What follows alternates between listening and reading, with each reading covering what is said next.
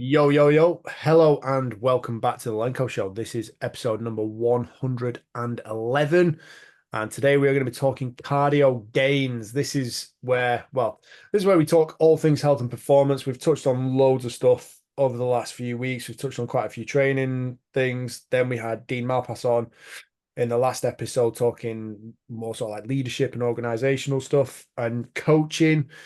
And today we're going into the practical side of training. How can you incorporate cardiovascular training into your normal training regime? And especially if you are training for speed, strength, and overall power, how can you maximize your results or reduce the interference and still be fit and healthy long term? Obviously, that is a fundamental goal, but ultimately we do want the performance goal in the short term. Anyway, I got Chris with me again today. How you doing, bro? Hello, everybody. It's very nice to be back, and I will be doing a little bit more talking today because Alex has definitely got AIDS for the second time this year. Why have you been growing a beard?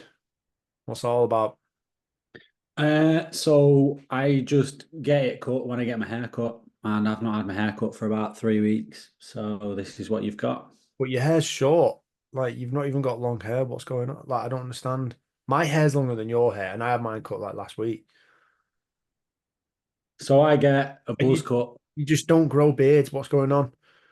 Yeah, it's just because I've not been to get my hair cut. Like I get a buzz cut, and it's usually I think it's like a four on top, maybe. So yeah. This is longer than it's been for a while. Yeah. Well, anyway, you've been watching the Olympics.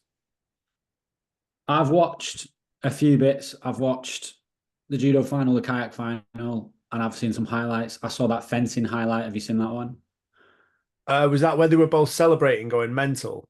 Yeah. Yeah, where I did. One, and then one of them was obviously going to be hugely disappointed when the actual result came in. Yeah. What actually happened with that? Because I can't remember. I can't remember the two countries or the two athletes who were doing it, but No, I don't know what the countries were. But essentially it was the final point, it was the winning point, and they both thought that they'd got it. And obviously there was only ever going to be one winner.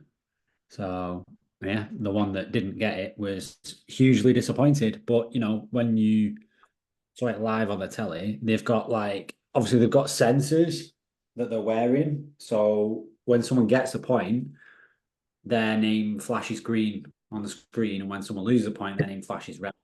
And that's what happened. And then they played it back. The judges checked it, and then they saw this is what happened. This is what we're going with. And he obviously just wasn't happy about it. So you let I them think know. that even with all that technology, you can still find a way to dispute the result and be pissed off with it. Yeah. So I know nothing about fencing, but I saw, as you do when you watch a YouTube video, I delved into some comments, and some people were making some interesting points about how it was bad judging, bad officiating, and that he was actually right. He should have won that because of such and such that happened. I think one of the things with the Olympics, and this is from talking to people about it this week, obviously a lot of members, a lot of clients are talking about it. A lot of the sports are so technical at that level that you've got no idea what you're really looking for. And I think that's why some people think that some of them are boring. If you've been involved in a sport or you understand that sport, therefore it's more enjoyable to watch. But a lot of them, you've got no idea what's going on. So you just kind of find it boring. I actually find it quite like I don't know. I mean, what's your favorite sport to watch at the Olympics? Have you got a favorite? I like watching unorthodox answer this. I like watching the sprint kayaking, funnily enough, because those guys are built like brick shit houses and they fit in the tiniest little boats. And I just think they must have like nothing from the hips down. I also like obviously the Olympic weightlifting. I like some of Also, we the can both appreciate just how hard it is in some of those kayaks as well. absolutely, absolutely. I watched the I don't know what they call it, but like the kayak like it's like a whitewater rafting kind of scenario. I think it's like an agility whatever slalom, and Yeah, they're going in and out against like obviously waves and the tide and current and stuff. The tide, not the tide. And they're like bobbing and weaving their heads and stuff to get around the poles and stuff. That is crazy. Absolutely crazy. hard work trying Absolutely. to push those gates. Yeah. Yeah. And The just in terms of the actual, the kayak racing. yeah. I'm reading a book at the minute, um, and it came up with it was a really good analogy for sort of like not goal setting, but actually like chasing your goals and like pursuing them. And it was almost like, in terms of the foundation blocks of like you do things in a step-by-step process, and it's, learn how to balance and stand before you can run. And it was kind of countering that idea of like you have to be patient, you have to go step by step. And it's like, no, like if you can just run, keep running. Like if you've already got the hang of running, you'll figure out how to balance. And it took me back to when we were learning how to kayak. Just sitting still in the water is fucking impossible. Like if you got your paddle in the air and you're just sat there trying to balance, you're going in. Whether it's your first time especially if it's your first time doing it, you're going in. Whereas if you get your paddle in the water and you start churning away, you've actually got something that you can stabilize against, that you can balance, and you just get after it. So I thought that was actually a really, really good way of thinking about like, well, it made sense to me of pursuing goals and achieving them. So if you're making lists, if you're doing some goal setting, if you're writing stuff down, set out your action plan and then just start running. Just start running, start ticking it off. Yeah, I think naturally you're going to make mistakes anyway. You're never going to be able to do it perfect. So you end up doing that anyway. I remember when I was learning like technically high skill stuff for CrossFit, like handstand, like press ups and handstand walking and stuff like that. I could handstand walk before I could handstand hold. I'll tell you, it's significantly easier because with one, you've just got momentum and you just keep moving your arms. And with the other, you actually have to be able to balance and stabilize and hold yourself in position. That's so much harder. But once I learned to walk on my hands. I got stronger on my hands. Therefore, I had the potential to be more stable on my hands. And I was used to being upside down. So it was way easier to learn the rest of it. So I absolutely agree with that. And I think you're going to make mistakes anyway. And if you fail a handstand walk, when you get tired and your legs aren't leaning over anymore, you end up sometimes inadvertently doing a little bit of a hold. So you're building stability. So I absolutely agree with that analogy. And then what else have you watched in the Olympics so far? Did you see any of the rowing this morning? Because that for me is one of the most horrendous, most difficult events there is. Because like it's just absolute gas. And the triathlon, by the way, to be fair.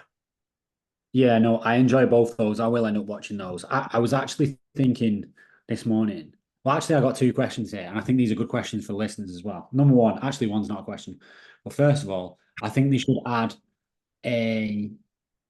They should do one of two things. Either number one, they should have just a random amateur go and just an everyday person go and try one of the events and be in one of the heats just so you can see just how much better these people are.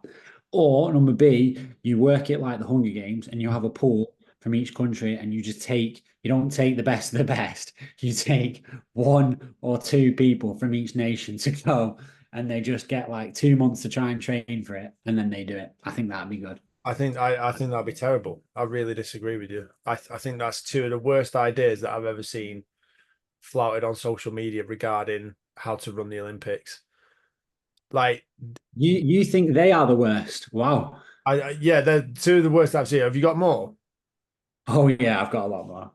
So, like, I just want to break that down one by one. So, first one, let's have some average schmuck competing alongside, just so you can see the difference. Well, let's be honest. Like, if you had your average Joe jumping into the River Seine for the triathlon, they would still be in the river, probably getting washed downstream because they can't swim against the flow of the river.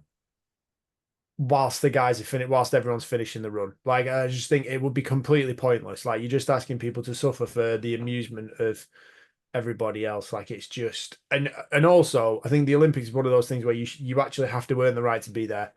part of the attraction of the Olympics is you can watch an event and everybody competing in the event is world class at that event. They are the best on the planet at that discipline. And no, like that's the whole point. Like you should be standing out above everybody else. And you should just imagine watching some fucking random guy diving off the 10-meter board.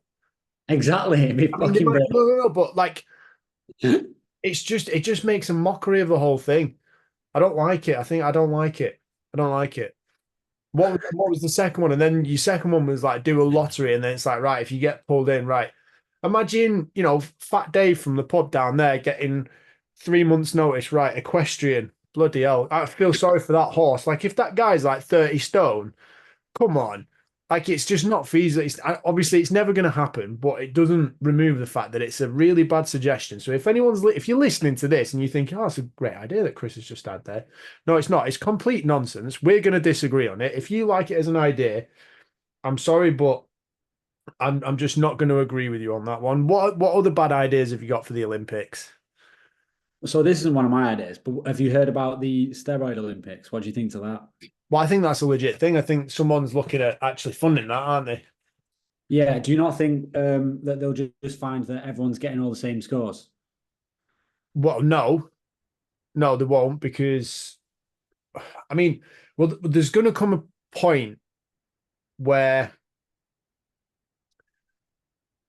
I think realistically the gap might. So, let's say if the absolute maximum that a roidhead could run 100 meters, let's say it's just like at random. Let's say it's 9.3 seconds. Like if a human on two, like person with two legs, typically is what a human is. If they were to run 100 meters as fast as possible, the theoretical fastest time they could run would be 9.3. Like, let's just say that is the ceiling for a human being, no matter what.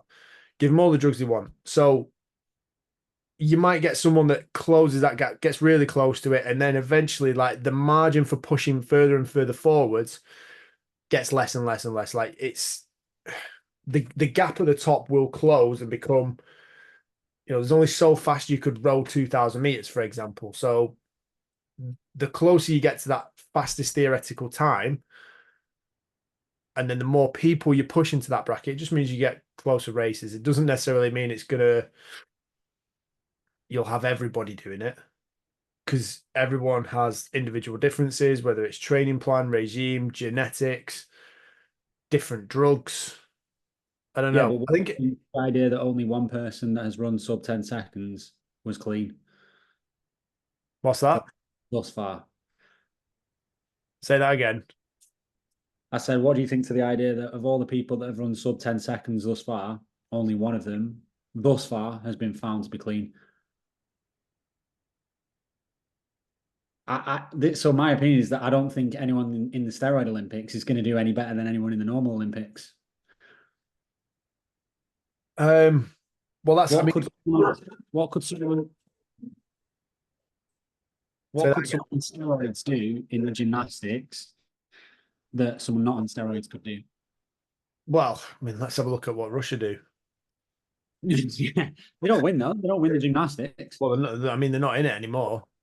But like, so if you were to take, I don't know. I think there's certain sports that are going to be more likely to benefit from the gymnastic from not from the gymnastics from steroid usage. But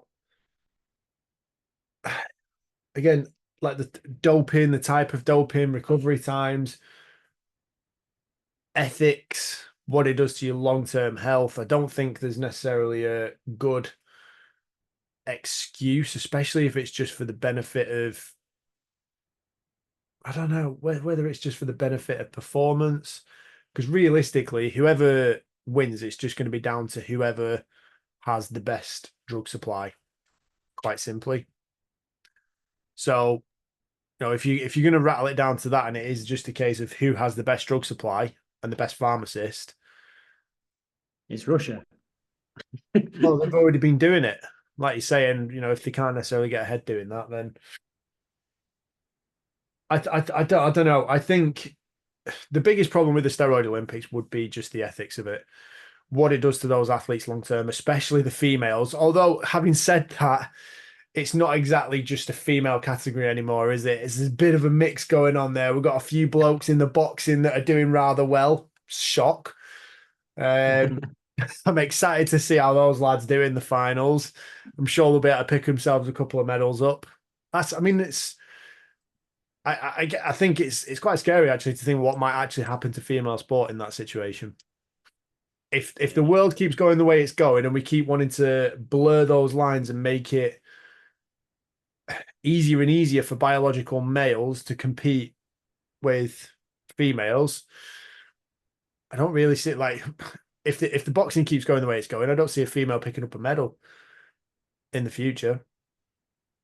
It'll just be blokes who've transitioned and consider themselves females. So do we then have to set up another category? So you can forget your steroid Olympics. We've got an actual good example of testosterone versus non-testosterone right now. Good point. It's a very good point. And other factors, but I don't want to get into that too much. Did you see the? I know you love a bit of BJJ. Did you see any of the judo? I did. I watched the judo final. I only watched the lightweight ones. I watched the men's 66 and the women's 55 or 52 kilo. I've not caught up on the rest yet. What about you? Did you watch them? No, but I have seen a scenario, and I just want to throw out a quote. Silence is a source of great strength. Sometimes saying nothing is the best thing to do. Other times, you come out and blurt your mouth and start spewing, you can end up looking a little bit foolish. So there was, I don't know if you saw the fight. Was it a guy from Tajikistan or something like that? Was he against an Israeli, or was this after he had fought an Israeli? And rather than shaking his hand at the start of the match, instead he just screamed Allah Akbar in his face. And then, not long after that, ended up getting his arm completely chewed up and shoulder dislocated and ended up in an absolute mess. Sometimes just say nothing. Just kick the fuck out of them in competition, but say nothing. You don't need to say anything. Just be respectful, shake the hand, or just don't shake the hand. But you don't need to go off on one. Save it for the fight. So I just thought that was slightly amusing. Yeah, I haven't actually seen that, but that would have been much more powerful if he'd have been respectful and shook his hand at the start and then just said Allah Akbar at the end. If that was the message he was trying to get across, that would have been way more powerful at the end after he'd won. So yeah, he deserved that for being a twat. I'm looking forward to seeing the track cycling. I love watching the track cycling because I just think it's really hard. We've got a lot of respect for it. Yeah, I agree. I think, I mean, it's all hard at that level, isn't it? But I do think sometimes watching them, I'm a little bit confused by it. Which is the one where in the velodrome where they've got that cat and mouse one, haven't they? Where they're on opposite sides of the track chasing each other. But then they've got the one where they cycle slowly next to each that's other, the like individual. 30 That was the individual pursuit. Okay. Which is the one where they cycle really slowly next to each other for like 10 laps and then they sprint for one lap? That just makes no sense to me. Let me have a look. Why don't we just sprint for 2 laps? Obviously, I've deliberately made that sound different to what it really is. But you know my point. They ride slowly, like baiting each other, and then they sprint one lap. Oh, what is it? What is it? It could even just be the sprint. No.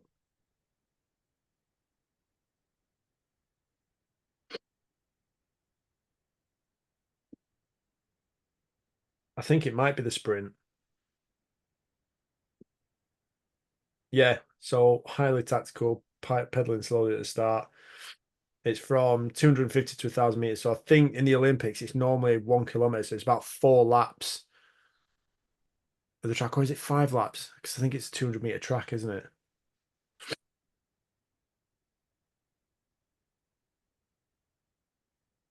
Yeah, I do like watching that.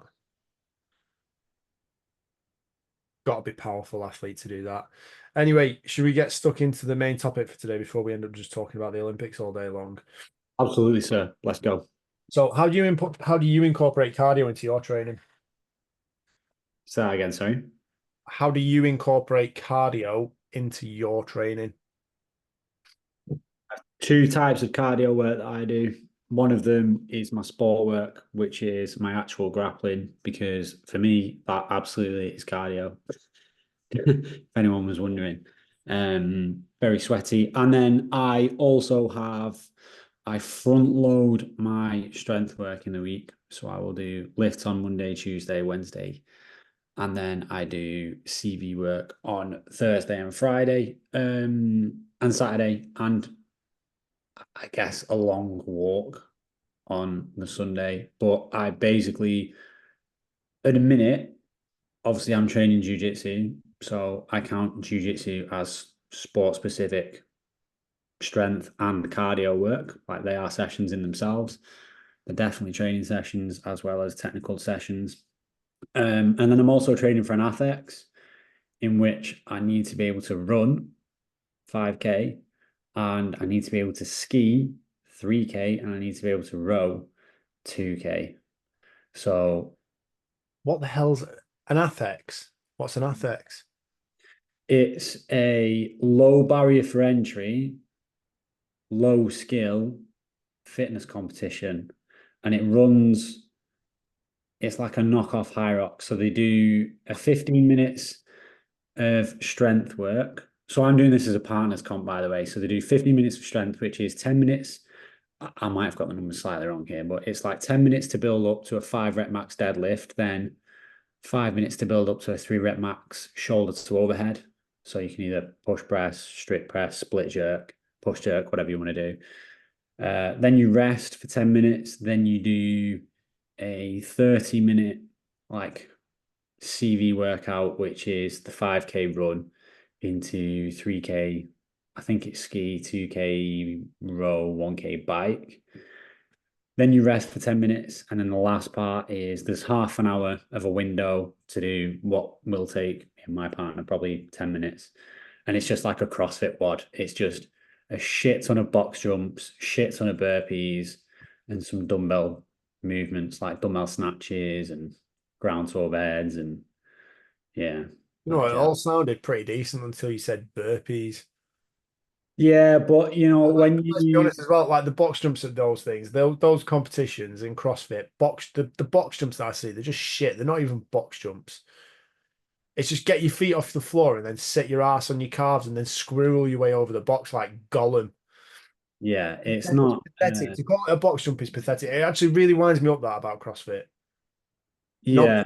And you know what? There's levels to it as well. There's different comps that aren't CrossFit comps, but they're fitness competitions. And when you go to them, you look at the standard of the movements. So any like officially licensed CrossFit competition, it is of a standard and you must hit certain criteria.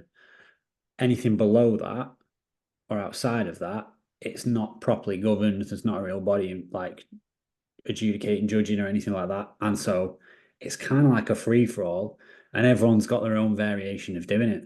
So you might see, I remember I did one, I won't say the place I did it at, but it was pretty fun.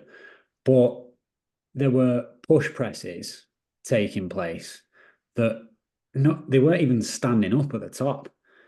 It was like get a weight halfway above your head and the rep counts if it's a heavy enough weight. And it's just like, well, why are we scoring that? I could have done that. You know what I mean? the bar passes the top of your FOD and then that's it. Just dip again. Dip Yeah, again. I agree with stuff like that. But it's low barrier for entry. It doesn't mean anything, and it's just I suppose it's there for fun. There are winners, but it's all fun, and I agree. Like the movements are in no way whatsoever functional for you or for your life. Like if you train specifically to win it, you would be cheating reps, shaving reps off. There's probably people out there who could be fit enough and good enough to win it without having to do that. But that's what you're up against. And so that's the way that I would train for it if that's what you wanted to do. as it were. I'm not asked about winning it, and I'm doing it in a pair, not on my own. So we're going to make sure that we represent ourselves by doing the movements really, really well. Because remember that I am a coach and I want everyone to watch my client do it and go, wow, she moves really fucking well. And I go, oh, yeah, that's her coach. Oh, well, that'd be why then. Is that who you're doing it with? Are you doing it with a client? Yeah. Give them a shout out. Charlotte Greenwood, make sure you are fucking on a run right now. No. And she does. She moves really well. Good standards, high standards. Proud of her. None of that Gollum nonsense. Um, in terms of cardio, I think I'm say similar to you, slightly different to you actually. And this is the way I tend to program it for the people that are able to do it in such a fashion.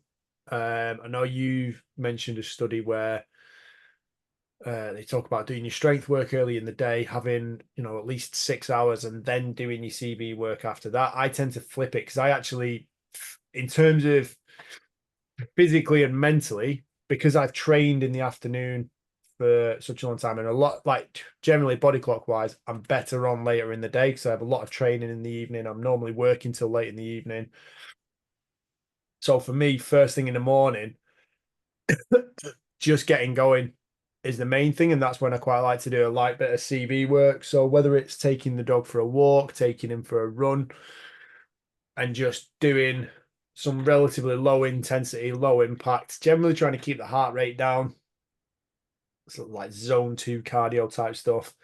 Might go into intervals or hill runs now and again, but nothing horrific. It depends on, like I say, for me, it depends on my leg work and my leg volume through the week. So if I've got a game, I'll generally go a little bit lower and won't include as many hills. If I've not got a game and I'm just in full on training mode, then it doesn't matter. I'll run all the hills and do all the leg work I can get stuck into. So um, I'll generally do first thing in the morning, go out for the run, go out for a walk, get the legs going, and then I'll do my strength or power training later on in the evening.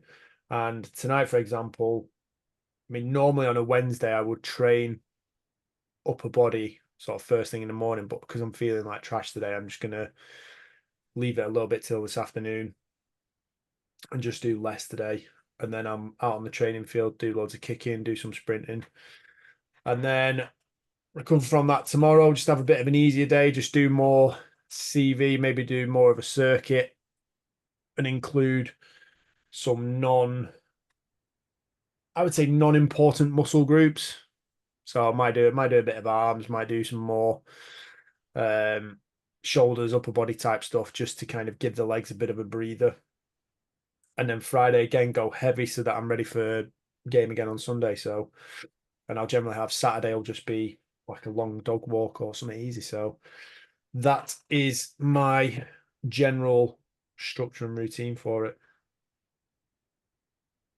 Yeah, and I think it's important to know that obviously everything is always individualized and it should work based on how you feel and how you're performing and what you want your lifestyle to look like in relation to you achieving your goals as well. If someone feels really, really fucking good strength training in the morning and they seem to do better and lift more, Yeah. strength training in the morning. Likewise, alternative, like Alex has said, if you feel better strength training in the afternoon, strength training in the afternoon. Yeah. Equally, if you like in an ideal world, if you've got access to a swimming pool and you can get up and go swimming every morning, do that. If you don't currently do anything in the morning, I would highly recommend that you do something. Start something now. Have a think about a habit that you can incorporate and apply to your daily schedule on a consistent basis where you're either you could roll out of bed and just do a set of push-ups, go for a walk, do something to get the blood flowing, get the mind going, get your heart going, and almost give yourself a bit of a kickstart, wind yourself up, wake yourself up a little bit, and get some of that good positive energy going, especially like even just momentum through the day. One task done, bang, do another one, go again. I think that kind of stuff is invaluable. So like I would definitely recommend take some time at the start of your day to go and do some form of physical exercise. Yeah, and I always think the same, like movement creates energy. Like if you feel tired and sluggish, it's only natural to assume that if you do fuck all for the rest of the morning, you are just going to feel more tired and sluggish. You're not going to all of a sudden have loads of energy. If you feel tired and sluggish, going out and doing some movement will actually that will provide you more energy. So it kind of works counterintuitively to what people might think. But yeah, absolutely. And I'm pretty sure we've all heard Andrew Huberman say it now as well. The perfect morning routine. Make sure you get out there, see some sunlight, get your feet in the dirt, and do a bit of movement. Yeah. And then just in terms of like long-term growth, muscle development, there's a little study here, which is by, let's get the citation, give you the title for it. Short-term aerobic conditioning prior to resistance training augments muscle hypertrophy and satellite cell content in healthy young men and women. Now, it's worth noting that this is being done in untrained individuals, and the training effects weren't massive. But again, I think it kind of sticks a little bit to kind of what we've been talking through, which is it doesn't matter what your training goal is, you're still going to benefit from some sort of aerobic work and some sort of CV work. So this was a study that they compared muscle growth and development and capillary kind of concentration um, to in a leg where in a leg where you were doing some form of aerobic conditioning on it to the other leg where you weren't. So these people, I mean, how would you ever volunteer for one of these studies? So if I said, right, you've got a cycle on a bike, single leg, just one leg only for 8 weeks, 45 minutes a time, 3 times a week. Would you be up for that? Yeah, I probably would give something like that a go. So I just As long as I could then do it with the other leg for the next 8 weeks. so they did that, and then both legs were then resistance trained for 10 weeks. So um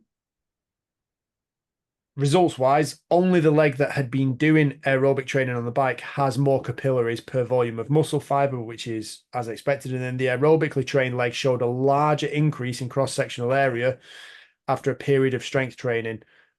The effects, though, weren't particularly large, but again, there is a bit of a difference, which I think in other circumstances or maybe a bigger sample size, you might be able to carry that over. But the subjects with the largest increase in capillarization showed also the largest gains in muscle fiber size. So the more capillaries you've got, the more muscle fibers and more muscle fiber size you gain. So realistic, again, this is where if you're going through a hypertrophy phase, the fitter you are, the more you can continue to supply your muscle with oxygen and everything it needs to be able to continue working. Therefore, the more reps you get, the more time and attention you get, the more muscle damage you get, the better training effect you get. And then as long as you are recovering from it, and your recovery will be faster if you have more capillaries because you'll be able to get more blood supply in to the muscle, you actually will recover faster and you'll be able to do more damage again. So the overall training effect, the picture overall looks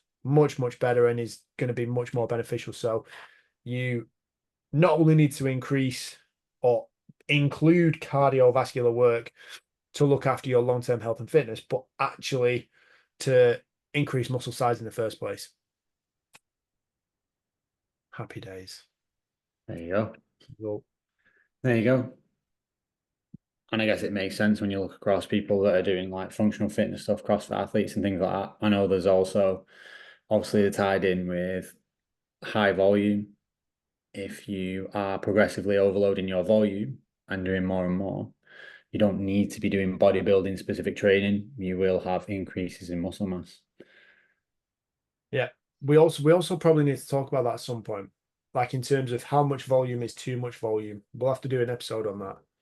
Because I know there are people who will come into the gym and they will be in the gym for 3 hours in one go in an evening. And then Wow. sometimes they'll be doing 2 a days. They'll do a session in the morning and then they'll do another WOD in the evening. It's like you've just done multiple WODs, like 4 or 5 WODs in the same day. And there's a session that was drawn up on the whiteboard. I'm not sure who did it or which of the coaches did it. But I think he had some of his CrossFit athletes, and I was just looking through, and I'm like, it's going to take about 4 or 5 hours for you to do everything effectively. And I was thinking, the one thing that stuck in my head is like, normally by looking at a training plan, you can kind of figure out what the purpose is, like what the point is, like what they're aiming for. I was looking at this on the board. I was like, I'm not sure what you're getting at. Like, there's just everything is going on. I'm not sure which energy system you're prioritizing. I'm not sure which skill you're focusing on. I'm not sure whether you're training for, like, I mean, whether you're really after strength or whether you're after muscle size or endurance, or not sure what's going on. I don't know whether that's just because it's CrossFit, but typically training, like even in that kind of situation, I would expect there to be a priority to a session. Yeah, absolutely. I think there's two things in that for me. Like, yeah, I think a lot of CrossFit places, and we were talking earlier about the WoD science study that showed that it's better actually not to do run concurrent training, which is what CrossFit is. They do strength and conditioning in one session. Actually, you're better getting the most out of your performance, the most out of your strength, and the most out of your conditioning by doing them separately. I think in order to go anywhere with CrossFit, they the vast majority of people aren't strong enough and they're definitely not fit enough. And so naturally they think, well, then I need to train strength and fitness every single day. But actually, that's not the way to get the most out of you. And unfortunately, it does mean that some people are in a position where they will only need another 6 months training before they're at an adequate level, whereas someone might need 2 years worth of training, proper periodization before they're at a level where they're strong enough to actually then back off a little bit and be able to focus on the fitness stuff. I think sometimes people are just trying to get everything in every single session. And, inevitably the quality of whatever you're doing dissipates. And the other side of that is they just end up twatting themselves and not recovering, or they twat themselves, take the appropriate prescribed number of drugs, they recover, and then long term they fuck themselves because the joints and tendons hate tendons, not tendons. That was a mixture of tendons and ligaments. Tendons hate them, and then they get some kind of injury or they get some kind of trauma or burnout. Yeah. Yeah. And I think it actually, if you wandered around and had a look in some like CrossFit boxes and some non-CrossFit but functional fitness boxes, you would see that a lot of them have got programming where you would think exactly that, Alex. You would look at it and go, I don't understand. This is just I know CrossFit kind of started saying, listen, our fitness is not random, it's varied. They say that, very not random. But a load of people just think, right, okay, this is good barbell work, we'll do this. This is a tough workout, we'll throw this in. Well, I want to see if we can find an example. Let's do this. Let's just play this little game for a second. So, if we were to pick out, see, there's a hero WoD here called Ryan. Have you come across Ryan before? No, not by name. Let's have a No. look. 5 rounds for time, 7 muscle ups, 21 burpees. Do you Right, okay. Yeah, reckon, no, I've done that before. how long do you reckon it'd take you to do that? 7 muscle ups, 21 burpees. How many rounds? 5. So I think that would take around 10 to 12 minutes. Yeah. So limiting factor there, obviously high skill movement, 7 muscle ups. Yeah, most people can't do a muscle up, let alone, like, especially not 7 in a row. For a high level CrossFit, I imagine they just be able to bash them out, and then it's just a case of just keep moving through the burpees. So in Yeah. terms of a typical session for general population, and let me know if what your thoughts are on how to program for this. But if I was coaching that session, maybe set aside, how long did you say? Did you say how many minutes? 20 minutes? What, for me to do that? Yeah, yeah. No, I reckon for me it'd be between 10 and 15 minutes. Okay, cool. So that's pretty good. So if you were to set aside, right, we're going to go maybe 15 or 18 minutes as like we're going to cap it at that, just see how far you can get in that time period. You've then got 40 minutes of your training session to work on probably the defining element of that workout, which is your muscle ups. Go and do multiple sets of heavy chin ups, weighted chin ups, practice your kips at the start, improve your gymnastics component. And again, front load that with even more mobility work. Make sure the shoulders are healthy. Make sure your back and your core is activated and everything is kind of nicely firing in the correct pattern. And really simplify it. Just work on that. And then if you did do that, if that was a training session, that would be enough. I would go home after that. I would literally just Yeah. do that and go home. You don't need to do any more. If you wanted to do more, the final thing you could do a little bit of grip strength work, get some hammer strength grips, hold some really heavy dumbbells, do a really heavy farmer's carry, do a max bar hang for time or something like that, just as a little finisher after you've already fucked yourself on the WoD. And then maybe even if you really felt like you had to do a little bit of conditioning on the bike, 20 minutes, easy pace, bring the heart rate back down, bit of a cool down, little stretch, go home. Yeah. Simple works. Simple works. There's your first ever CrossFit WoD broken down on this podcast. After 111 episodes, we've broken down a CrossFit session for you. We've got to keep it a little bit there. So, yeah, is there anything else that you would add to that? Anything else you want to talk about today, Chris? Because I think hopefully we've given. No, I think that's good. I've got to get a hard hour now anyway, get off. And I hope you feel better later, mate. Oh, so do I. I'm training tonight and I'm not feeling like it at the minute. Nice. Pity me. Get your violins out, cry for me. Anyway, Yeah. that concludes 111, episode 111 of the Lenko Show. Hopefully you've enjoyed this episode today. Find it useful. Go and implement. Go and implement. Don't be one of the people that just sits there, takes in the information and thinks, oh, that's a good idea, and then does nothing about it. Remember, start running before you can stand. Start running to help you learn to balance. Just go in, all guns blazing, and if it all goes up in smoke, we'll start again. It's absolutely fine doing it that way around. Right.